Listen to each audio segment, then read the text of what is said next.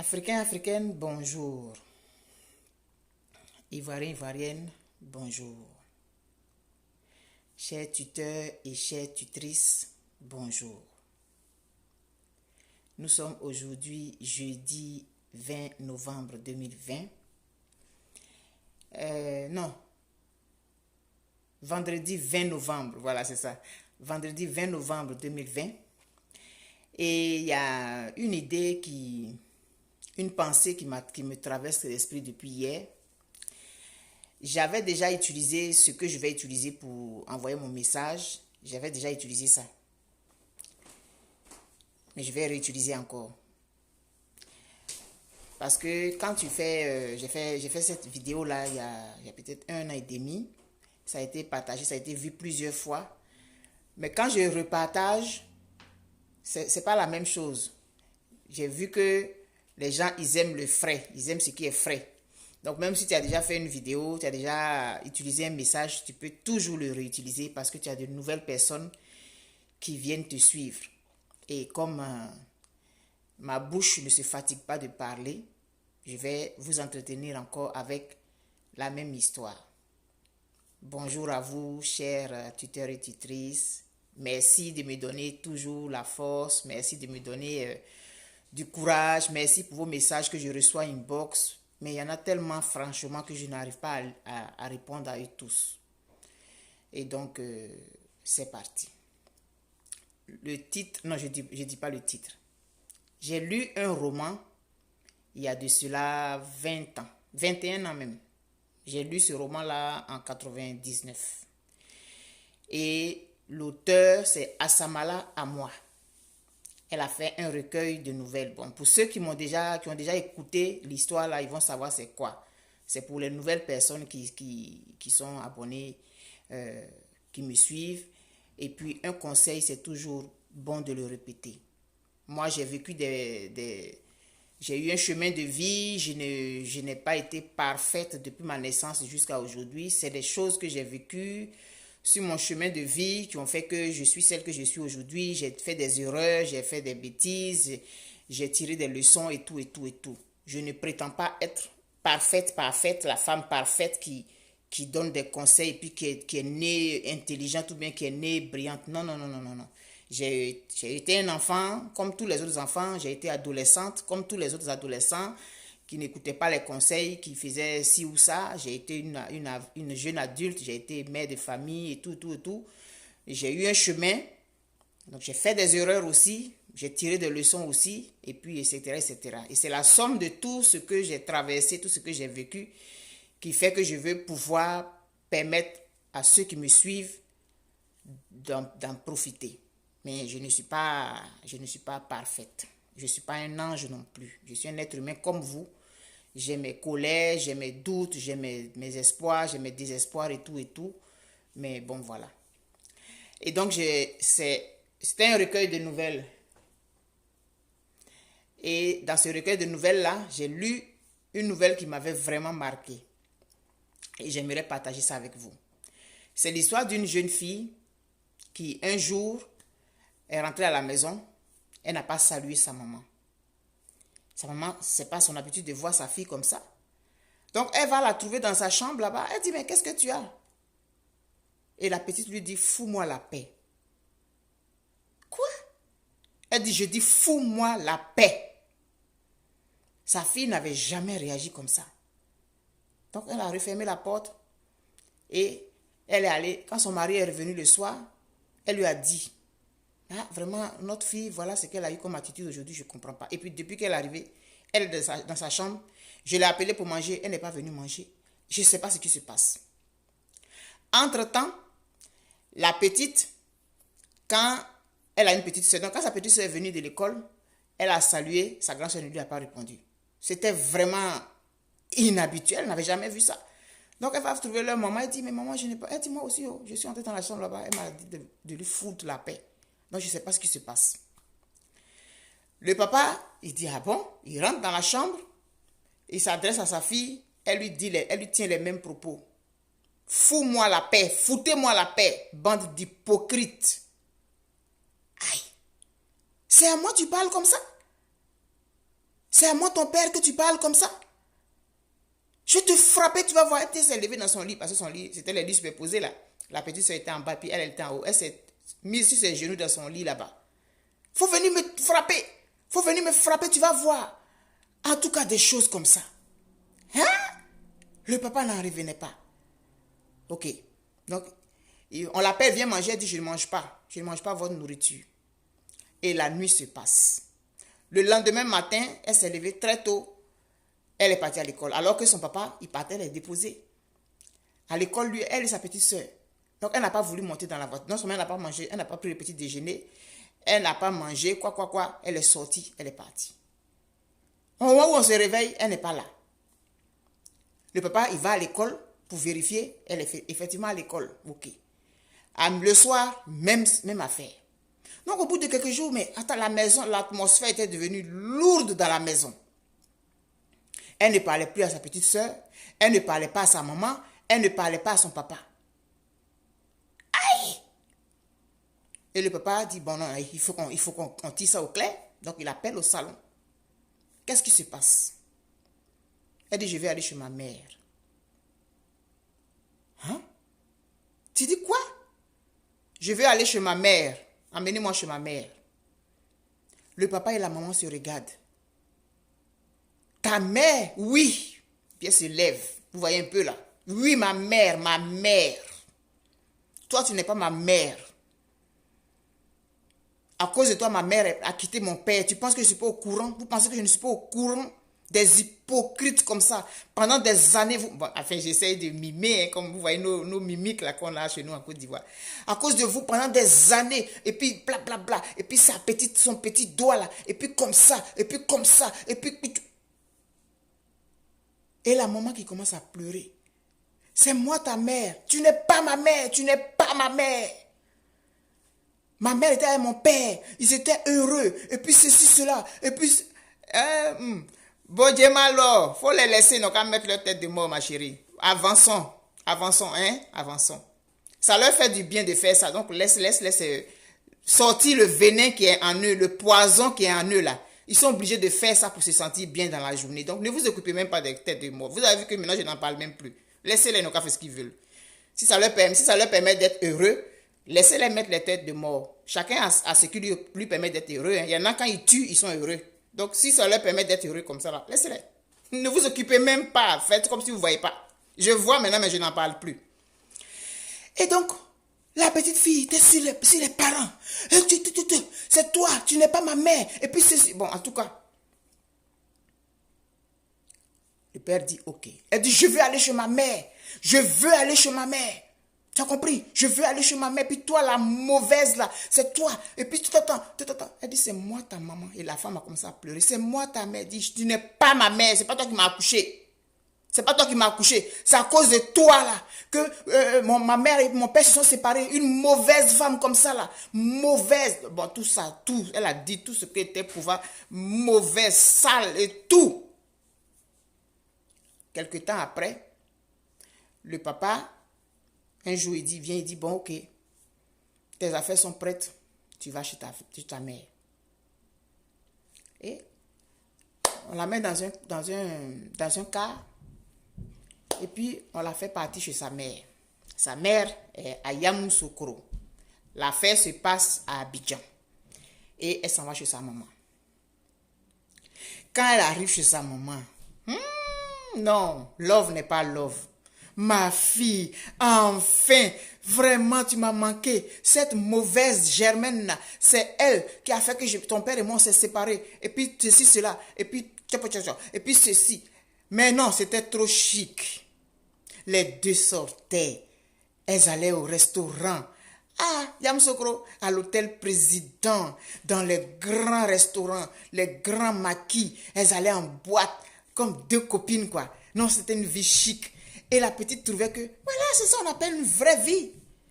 Une vraie vie. Quand tu es ma copine. Et puis, en tout cas, c'était chic comme ça. Elle avait passé le BPC. Et donc, le papa avait tout fait pour qu'elle puisse être orientée à Yamoussoukro. Donc, on l'a orientée à Yamoussoukro en seconde.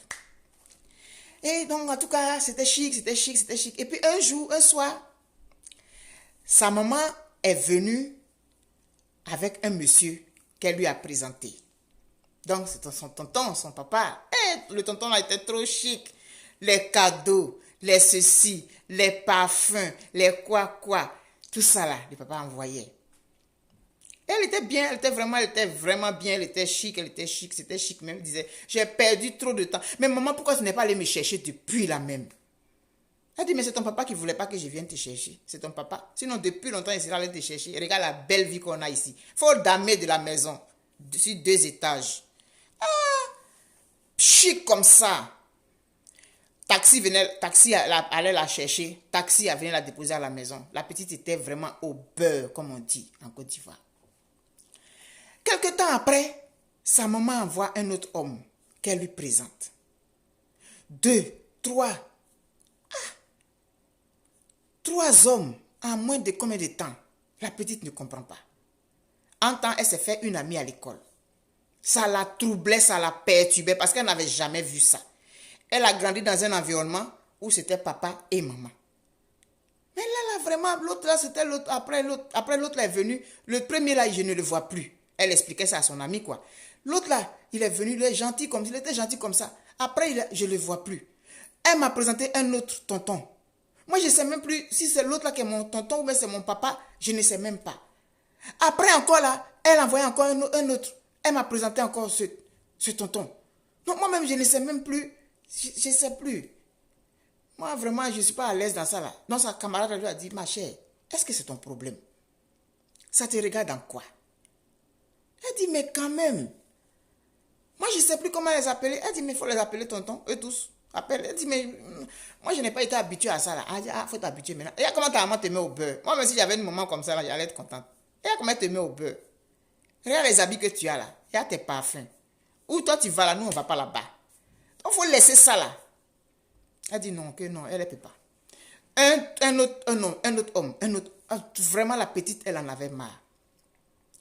Et un soir, elle a fugué, elle est allée chez sa camarade. Et comme sa maman savait où elle était, elle allait la chercher. Qu'est-ce que tu as? Elle n'a pas voulu répondre. Un autre jour, elle arrive à la maison. Elle tombe sur sa maman avec un tonton au salon, en train de se faire plaisir. Choquant. Elle m'avait... Quoi? Donc, elle court, elle va dans sa chambre. Sa maman s'occupe pas. Elle revient un autre jour, elle est saoule là. Puis maintenant, elle demande à sa maman. Mais maman, c'est quoi ça? L'autre fois là, c'était un tel tonton. Après là, c'était un autre. Et puis l'autre fois là, c'était lui là. Et puis après lui là. Maman, vraiment, moi je te comprends pas. Elle dit, tu me comprends pas. Je t'ai envoyé ici pour que tu me comprennes. Regardez-moi, c'est mal élevé là. Tout ce que je te donne là, tu penses que qui me donne? Hein? Tu penses que tout ce que tu as ici là, toi tu as chauffeur, on va te chercher à l'école, on vient te déposer. Tu penses que tes camarades là ont ça? Tes camarades là, tu penses qu'elles vont à l'hôtel président pour prendre un café?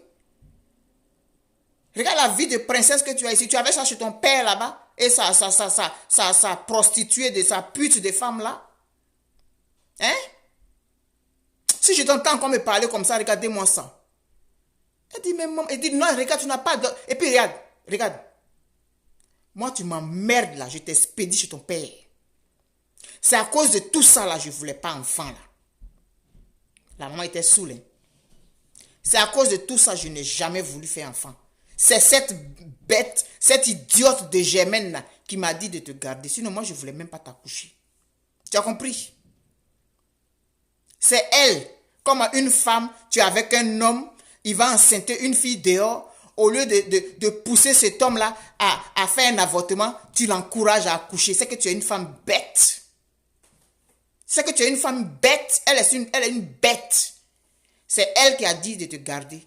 Et puis quand j'étais accouché, c'est allé leur donner. Parce que moi, je ne voulais pas enfant, je voulais vivre ma vie. Cette vie-là, c'est ce que je voulais vivre. La petite fille a attrapé sa tête. Hein? Maman, tu dis quoi? Je ne suis pas ta maman, hein? Je ne suis pas ta maman. Il ne faut pas m'appeler maman, hein?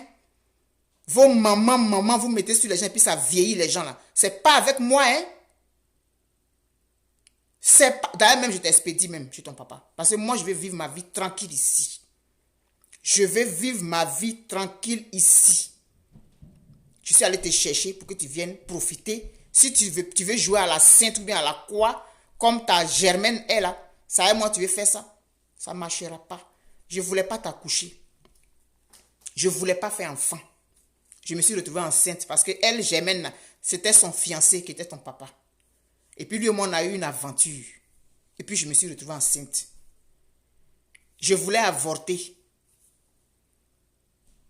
Je ne sais pas dans quel papato il allait raconter ça à Germaine. Germaine a tout fait pour me rencontrer, pour me demander. Il faut garder l'enfant. Donc j'ai gardé l'enfant. Elle m'a dit, si tu accouches, je vais prendre. Est-ce que c'est une femme normale qui peut faire ça? Elle est bête. C'est une femme bête. Donc c'est comme ça que je t'ai donné. Mais si vous venez m'emmerder, si vous venez contrôler ma vie, non, non, non, non. Petite impolie là, ça ne marche pas avec moi.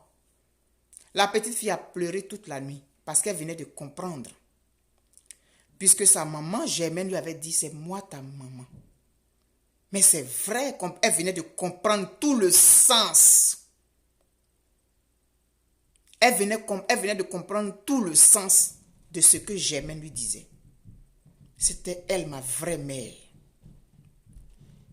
Donc cette femme-là n'a jamais voulu de moi. C'est grâce à Germaine.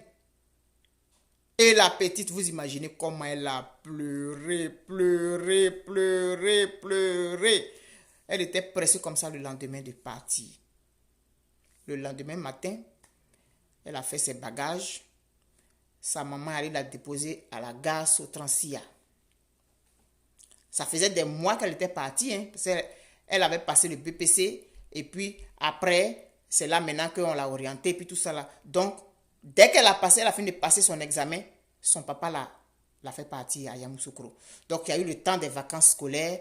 Il y a eu le temps de la rentrée. Donc, en tout cas, je ne peux pas vous dire exactement combien de temps elle a fait là-bas. Donc, elle arrive à la gare. Ses yeux sont gonflés rouges comme ça. Tellement elle a pleuré. Tellement elle s'en voulait. Tellement elle regrettait les paroles méchantes qu'elle avait dit à sa maman Germaine. Et c'est à maman Germaine qu'elle devait la vie. Elle s'est laissée manipuler par le matériel, par tout ce qui brillait, par tout ce qui est factice que lui présentait cette dame. En fait, la dame, qui est effectivement sa vraie mère, est allée la trouver à l'école où elle allait, à Notre-Dame du Plateau. Un midi, elle est sortie avec ses amis, elle partait manger, et la femme l'a accostée. Elle s'est présentée à elle, elle a dit que vraiment, voilà, c'est moi ta vraie mère, et tout ça, là, je peux t'envoyer les preuves, et tout, et tout. Quoi? Et c'est là que la dame lui a expliqué que, oui, c'est moi ta maman, comment on appelle ça? Le Germaine m'a arraché à ton père, j'étais avec ton papa. Donc, elle a monté toute cette cabale-là autour de la dame. Et la petite fille, elle était montée maintenant. Donc, tous les jours, la dame venait maintenant la chercher là-bas, à l'école, là, et puis elle partait manger avec elle. Elle envoyait dans les grands restaurants au plateau, là, à l'hôtel Tiama, à l'hôtel Ibis, dans les hôtels. Donc, la petite fille était vraiment... elle n'avait jamais vu ce genre de choses-là, puisqu'elle vivait une vie modeste avec ses parents. Donc, un peu, la dame a fait sortir même des photos où elle était jeune avec le papa et tout, et tout. Donc, en tout cas, elle a réussi à démontrer à la fille, à la petite, que c'est elle qui est sa mère naturelle. Et donc, vous connaissez maintenant comment est-ce que cette affaire a surgi. Donc, le papa a dit, ok. Il a appelé la femme, il dit, mais c'est quoi tu as fait comme ça? Il dit, je veux ma fille. Mais cet enfant-là, tu ne voulais pas d'elle? Que je voulais d'elle ou que je ne voulais pas d'elle, c'est moi qui ai porté ma fille, je veux ma fille maintenant. Il a dit, ok. Donc, il a fait partir, comme ça, il a fait partir. Donc, elle est à la gare maintenant. Elle s'est rappelée, elle dit, ouais, c'est l'anniversaire de maman Germaine bientôt. Donc, je vais lui acheter un cadeau. Donc, elle va dans un magasin à côté, sa maman lui avait donné plein d'argent. Elle va dans un magasin à côté de la gare Sotransia, là. Elle achète un joli cadeau, puisqu'elle connaît ce que maman Germaine aime. Elle achète joli comme ça. Elle fait emballer ça avec une carte où elle s'excuse. Je te demande pardon, maman, je n'ai pas compris. Et puis tout ça là. Donc vous voyez un peu, hein, avec ces mots, elle regrette et tout et tout. Je te demande pardon, vraiment, c'est moi, tu es vraiment ma mère, pardon, tonton. Et elle emballe tout ça là, bien comme ça. Maintenant, elle prend le cadeau et elle veut le mettre dans un sachet. Donc, on a le sachet bleu là. C'est-à-dire pour cacher, elle ne veut même pas que la maman voie. Donc, elle dit, bon non. Maintenant, elle prend un journal. Elle demande au vendeur là, si elle peut avoir un journal pour emballer le cadeau, pour ne pas que sa maman voie. Donc, elle veut cacher d'abord le cadeau dans le papier journal avant de le mettre dans le sachet. Donc, le monsieur, il lui donne, il tire comme ça. Parce que les journaux là, c'est pas agrafé là. Donc, il tire comme ça une page. Et puis, c'est 2 pages. C'est 4 pages. Vous voyez un peu ce que je veux dire, non? Quand elle tire comme ça. Et maintenant, elle emballe le cadeau. Et puis, le dernier côté là, quand elle place comme ça, puisque le cadeau est carré, non? Donc, elle emballe. Maintenant, le dernier morceau de feuille, de page là, quand elle met ça comme ça, son visage tombe sur ce qui est sur le journal. C'est la partie nécrologie. Et vous voyez qui elle voit? La photo de qui elle voit? Maman Germaine. Je vous laisse digérer pendant quelques secondes. Si vous étiez à la place de la petite, comment vous vous seriez senti là? Elle a emballé le cadeau. Et la dernière partie du journal qui devait se mettre sur le cadeau, c'est tombé sur nécrologie. Et elle voit la photo de qui? Maman Germaine. Maman Germaine, et donc elle retourne comme ça pour lire. Maman Germaine est morte depuis, ça fait peut-être 1 mois. Ce sont les remerciements maintenant que la famille adresse à toute la famille, aux gens qui sont venus au funérailles, comme on fait là. Maman Germaine est morte. Elle a déjà été enterrée. Et puis, dans les noms qui sont cités là, il y a son nom aussi. Son nom est en premier, comme étant la fille aînée de Germaine qui est décédée. Et puis, il y a le nom de sa petite soeur, le nom de son papa. Puis maintenant, les oncles qu'elle connaît, tous les gens qui connaissent, qui remercient les amis et connaissances qui sont venus lors des obsèques de Madame Germaine et puis tout ça. La nouvelle finit comme ça. C'est un roman que j'ai lu en 1999. J'ai acheté le roman dans une librairie par terre au plateau à la Sorbonne. C'était un recueil de nouvelles. Et le recueil de nouvelles, le titre c'est Impasse. Vous pouvez chercher puis trouver. Impasse. Assamala à moi.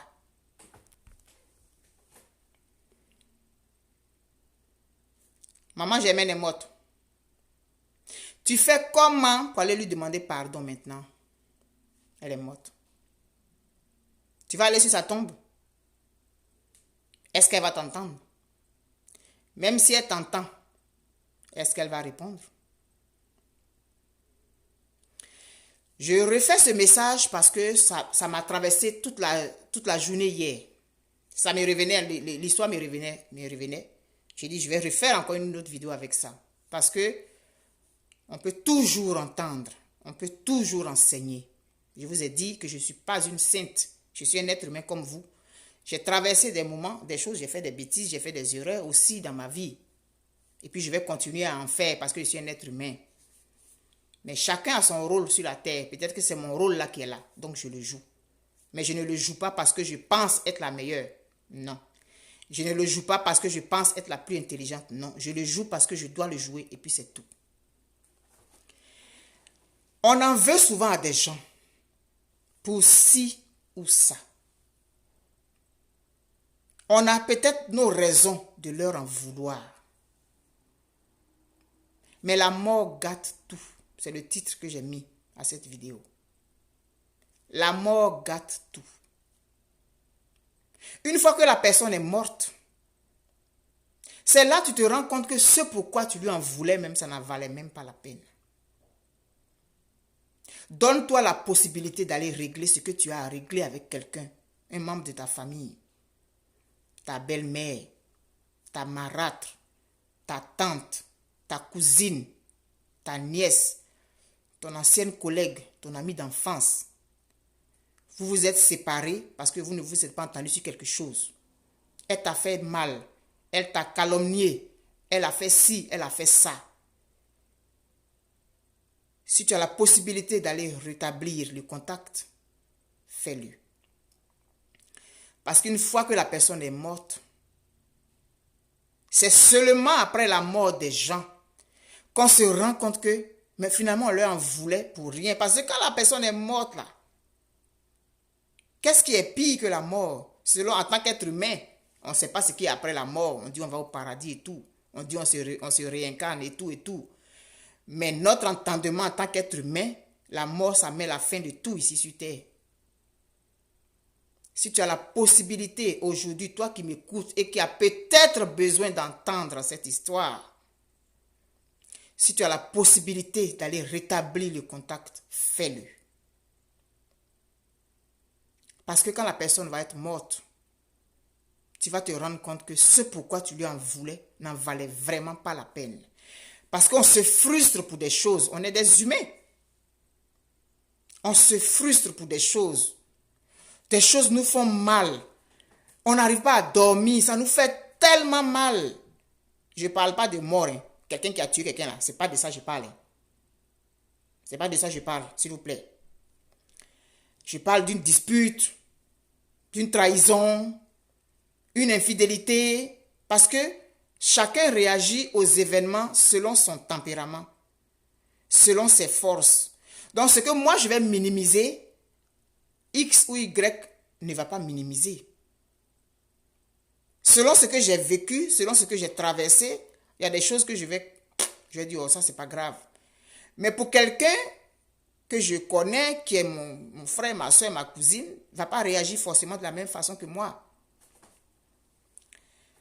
Mais si tu as la possibilité de rétablir le contact avec quelqu'un, fais-le aujourd'hui.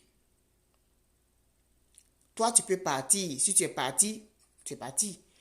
Mais si la personne part avant toi, tu vas avoir mal de ne lui avoir pas pardonné. La mort, ça gâte tout, mais ça règle des choses aussi hein, en nous-mêmes. Donc, en vouloir à quelqu'un qui est mort, se réjouir de la mort de quelqu'un, ce n'est pas des choses à encourager. Même ton pire ennemi, s'il est mort, il ne faut pas rire, il ne faut pas être content. Parce que tu ne sais pas, toi, comment va être ta mort. En tant qu'être humain, tant que tu as la possibilité de régler un problème, règle-le. Vous avez vu l'histoire de la jeune fille. Elle avait des raisons d'en vouloir à sa maman, à sa vraie mère. Parce que ta maman, là, ce n'est pas celle forcément qui t'a mis au monde. Hein. Moi, j'ai deux mamans. J'ai celle qui m'a mise au monde et j'ai celle qui m'a éduquée. Celle chez qui j'ai grandi, qui m'a mise à l'école, qui m'a scolarisée, qui a fait tout.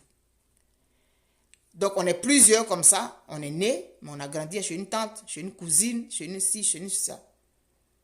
Mais la personne, on dit, qui a accouché, qui a éduqué.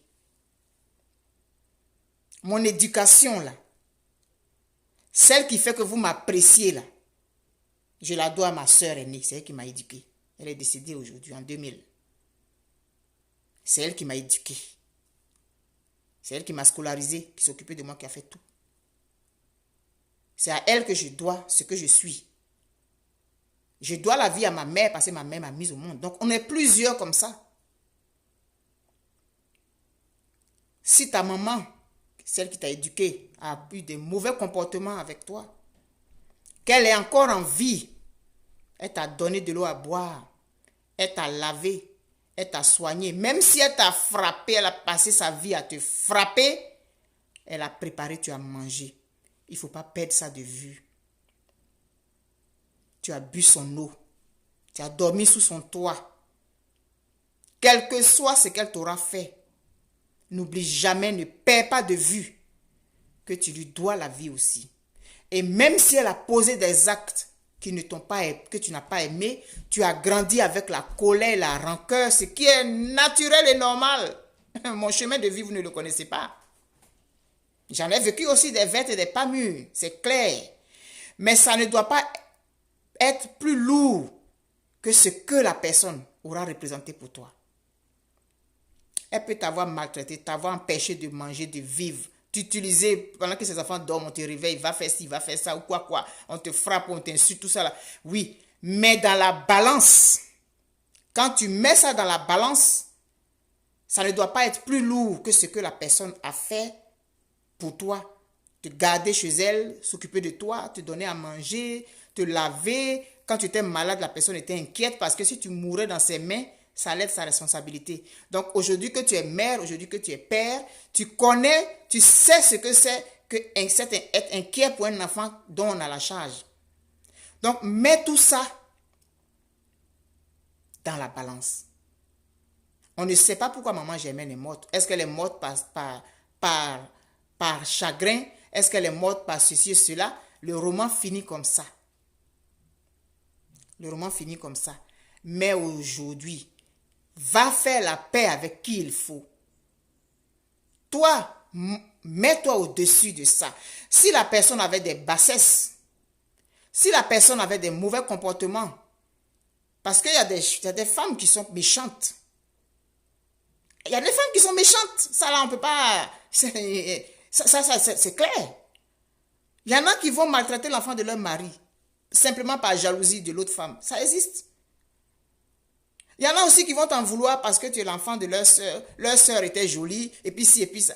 Donc, tout ça, là, ça existe. Mais la personne, elle est basse. Parce que si elle s'est mal comportée avec toi, t'as frappé quand tu étais enfant, simplement, elle peut t'insulter, insulter ta maman et tout. Toi, à un moment donné, il faut que toi, tu te mettes au-dessus. Et ça va te grandir, toi. Pour ta propre admiration, pour ton propre regard envers toi-même. Mets-toi au-dessus de ça. Et puis laisse tomber tout ce qui est passé. Parce qu'un jour, cette personne t'a donné de l'eau à boire. Cette personne t'a tenu sur ses jambes. Cette personne t'a lavé. Cette personne t'a donné à manger. Cette personne t'a protégé du froid.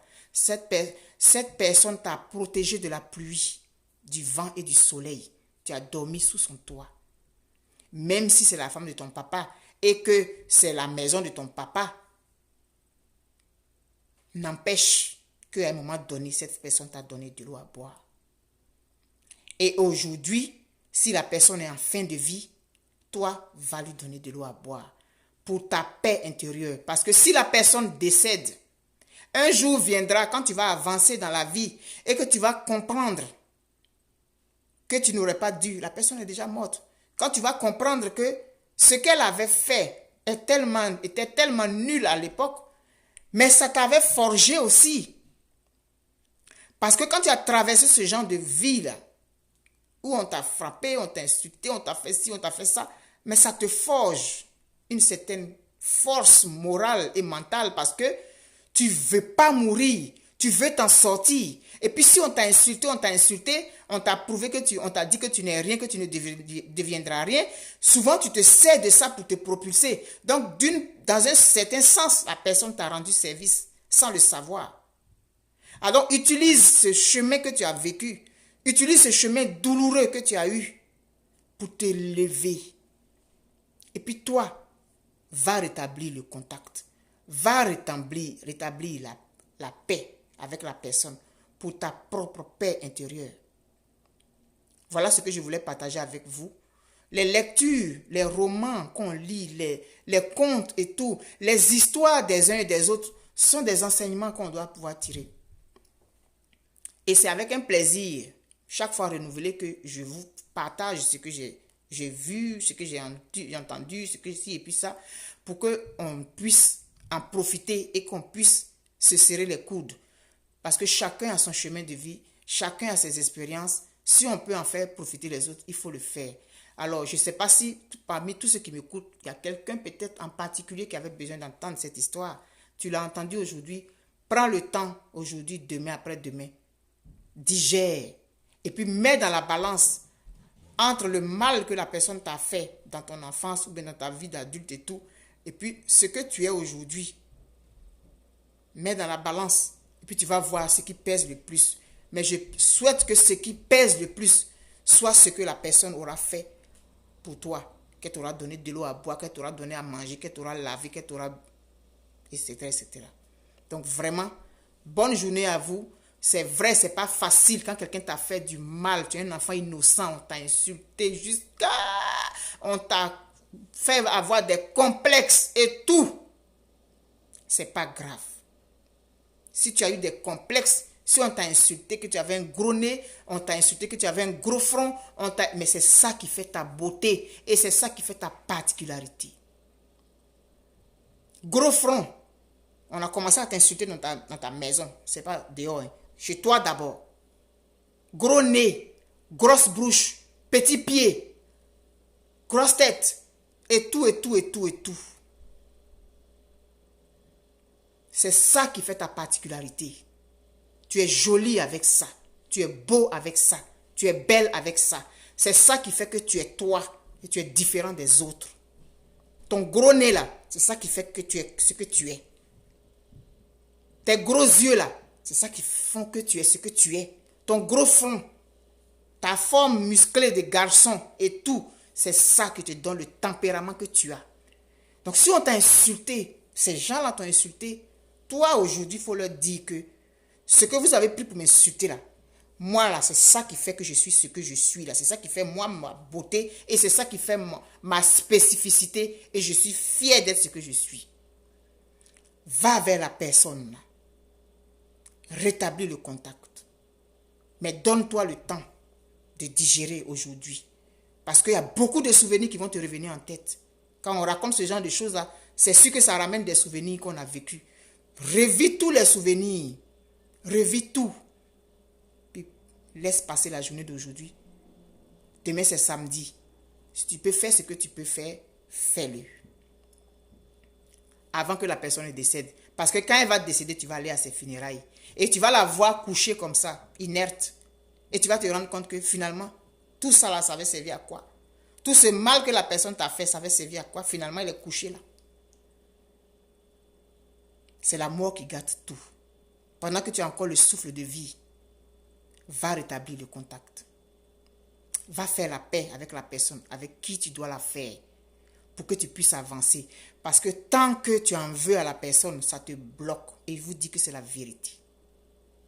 Tant que tu en veux à la personne, ça te bloque dans plein de choses que tu ne peux pas réaliser. Tu ne te rends pas compte, mais ça t'empêche d'avancer.